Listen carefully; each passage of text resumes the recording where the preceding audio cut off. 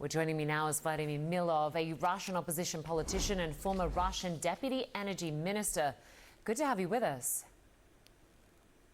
Hello, great to be with you. So Donald Trump has said he's ready to impose sanctions on Moscow, but only on the condition that all NATO allies agree to stop buying Russian oil. As a former deputy energy minister, you've argued that the EU has already significantly reduced its imports by nearly 90%, while the US under Trump has yet to impose a single new sanction on Russia. From your perspective, what would effective US leadership on Russia look like right now?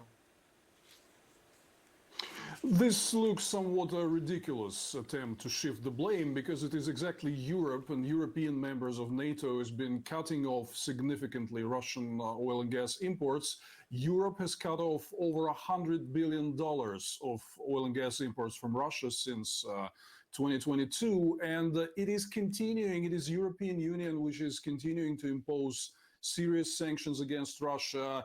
Your correspondent spoke about LNG purchases, for instance. European Commission recently came out with a plan to gradually phase out completely all the purchases of oil and gas from Russia in a couple of years' time. And as a matter of fact, it is important to point out that the problem is very narrow. There are actually two countries in the European Union which receive waivers, exemptions.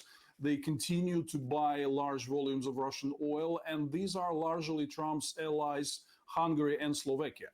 So the big question here is, why not name them directly? Why try to shift the blame on Europe, Brussels, whomever, but never mention these particular countries, which are the major importers who also keep complaining all the time that Russian oil and gas are needed for their energy security, and trading waivers and exemptions yet again. So I think it's simply unfair to shift the blame on Europe for this. I think the US has more direct leverage over these countries here. Yeah, I just want to highlight how much Russian oil is being bought by countries around the world.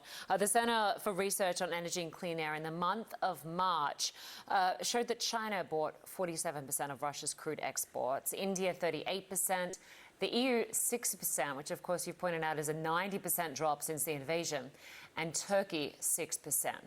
You mentioned the European Commission's plan to completely phase out the Russian oil and gas imports. Why do you think that plan hasn't got more international attention, and what is the timeline for that implementation?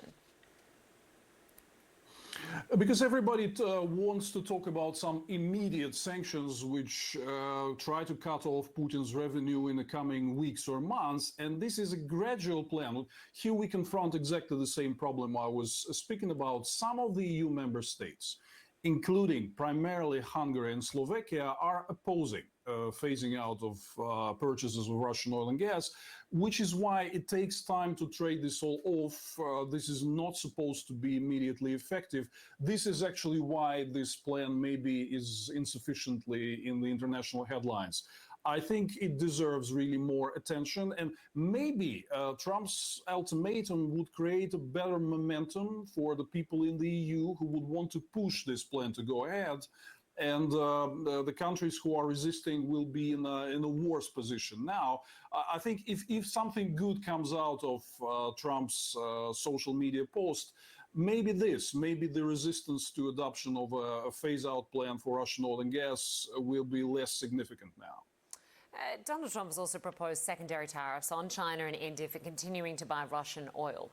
Do you think such an economic confrontation would actually deter these countries, or does it risk pushing them closer to Moscow?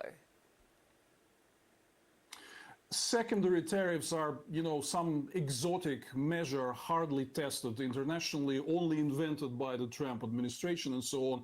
And so far we see that Trump imposed secondary tariffs against Venezuela, buyers of Venezuelan oil in March. It doesn't seem to work. Nor does the tariffs that were imposed against India, allegedly for buying Russian oil a couple of months ago. So why not come back to this good old idea of sanctioning Russia directly, something which Trump administration has been totally reluctant to do since January 20th, and European countries instead are proceeding with not only adopting new sanctions, but lowering the price cap on Russian oil. actually in direct attempt to minimize Russia's revenues. Why does not US join that? Trump has been refusing to join the administering of lower price cap. So I think direct sanctions against Russia would be far more effective than all these indirect secondary measures with questionable effect and not a positive record so far. Minister, I also want to ask you about the Russian drone incursions on neighboring countries. Ukraine's President Zelensky was asked about that, particularly the incursions in the Polish airspace, speaking with our Fareed Zakaria. I just want to play some of that sound. I don't think that NATO has failed. Всюди, де є НАТО, війни немає. Everywhere where NATO is present, there is no war. I simply believe that there must be a response to him. What do you believe is Russia's objective with these drone incursions? Is it simply to test NATO's readiness? Definitely, particularly on the background of America's unwillingness to join any military action in Europe against Putin. Putin is acutely aware that Trump does not want to intervene defending European countries. So he thinks that this is the right moment to provoke and to try to directly attack NATO countries, knowing that the United States will be hesitant and unwilling to respond.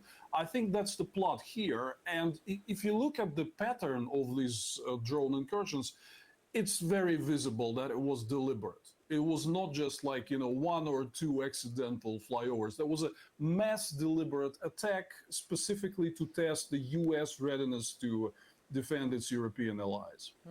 All right, Vladimir Milov, great to get your perspective and analysis. We appreciate your time. Thanks so much. Thank you. Thank you.